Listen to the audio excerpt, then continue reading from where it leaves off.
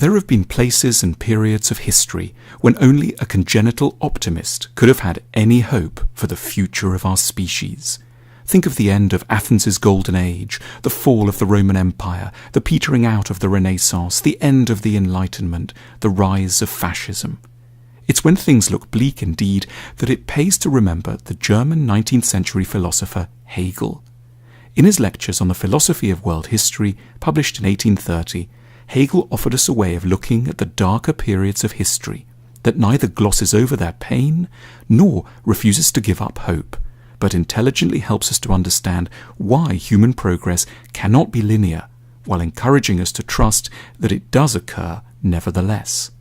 For Hegel, history moves forward in what he termed a dialectical way.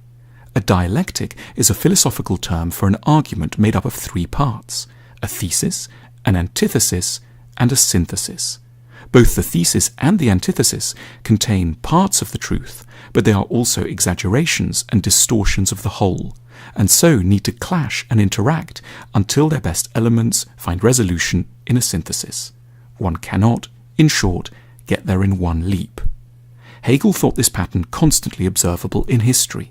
The world makes progress by lurching from one extreme to another as it seeks to overcompensate for a previous mistake, and generally requires three moves before the right balance on any issue can be found. So, for example, the ancient Athenians discovered the idea of individual liberty, but their regime was blind to the need for collective discipline and organization. The ancient Persians knew all about that, and were thereby able to conquer the Athenians on the battlefield. Yet they were also despotic enemies of free thought, which with time became its own liability. It took many centuries for the correct synthesis between liberty and discipline to be worked out in the form of the Roman Empire.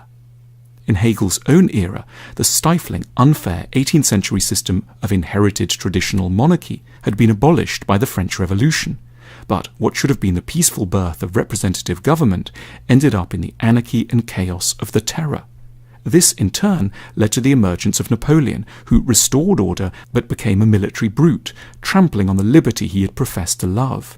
Only after 40 years and much bloodshed did the modern balanced constitution emerge, an arrangement which more sensibly balanced up popular representation with the rights of minorities. Or, to take another example, the European Enlightenment had stressed the importance of reason, but it had in many parts been sterile and reductive. The movement known as Romanticism had then swept in to assert the importance of emotion, but this had carried excesses of its own. Only eventually had a correct reconciliation been worked out between the legitimate competing needs of reason and emotion.